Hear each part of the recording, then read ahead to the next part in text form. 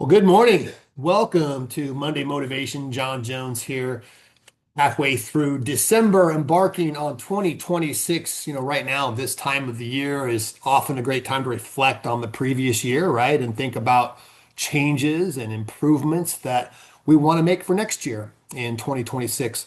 Most of us here in the franchise brokering business are a one man or a one woman show, typically. Of course, there's some great partnerships out there and some good power couples as well in the business. But for the most part, our business is us, right? It's pretty much up to us. And in order for us to change or improve our results, then we must change.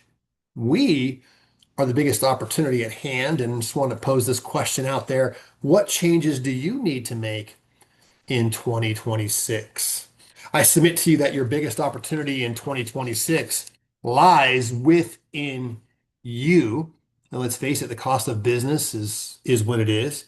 The economy is what it's going to be with or without us. The interest rates are what they are. The lead generation costs and those portals and vendors are going to produce what they're going to produce.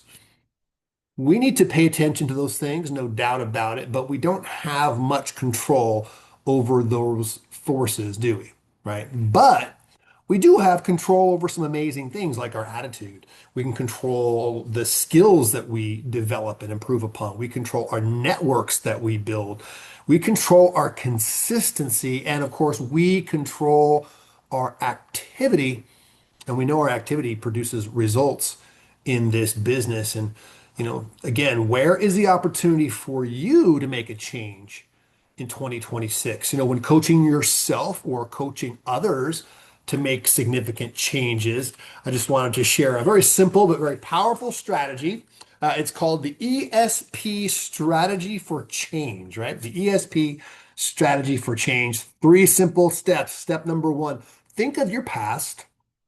Think of the missed opportunities and the mistakes that we've made. We're all human, we all make mistakes, and it's not about beating yourself up. It's just about taking responsibility, right? Because right now, where we are today is a direct result of the decisions and actions that we've made previously. That's just is what it is. It's just healthy to be accountable for where we are today based upon the past decisions and actions that we've taken. Step number two, think of the present right now. Consider all the blessings and your opportunities that are in front of you right now, this very moment.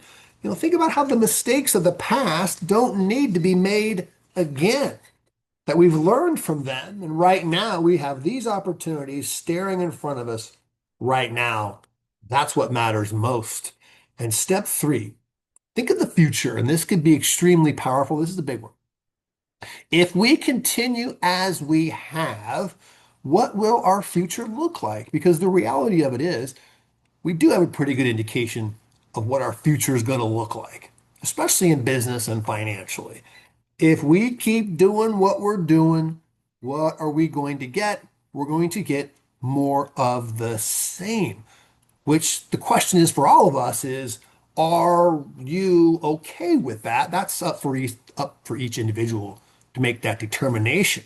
Are you on track to where you want to go? Or is your future in jeopardy if you continue on the path you're on currently? That's for each of us to make that determination. And that's, of course, up to you. The future is not set.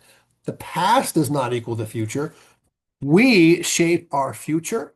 It's important to acknowledge that. Someone once said that hell is meeting the person that we could have become. That's pretty intense, isn't it? And the point is that of this ESP exercise is to realize that our real enemy is not our competition. Our enemy is not our circumstances. Our enemy is not even our failures. But the real enemy in life is perhaps our regret. Let's conduct our business in 2026 as though we are attacking our biggest opponent, regret. Of course, the ESP stands for the Ebenezer Scrooge Principle. That's what this is all about. We all know the amazing Charles Dickens story, The Christmas Carol of old Ebenezer, this, greedy miser who, gets visited by the ghosts of the past, the present, and the future. And he decides to make a change, doesn't he? He realizes that it's up to him to do what he can with what he has to make a difference, and it's his responsibility. So again, where's the biggest opportunity for you now as you embark on 2026? Perhaps it's making some changes health-wise and physical fitness. Maybe that's what it is for you. Maybe it's overcoming some distractions that have prevented you from reaching your potential in the past. Maybe it's repairing some relationships.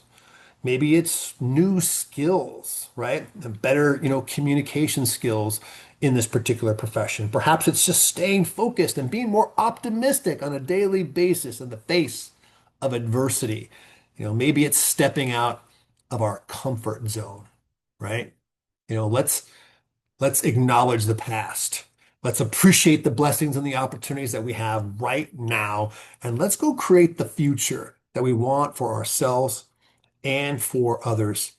A quote from Charles Dickens is the most important thing in life is to stop saying I wish and start saying I will.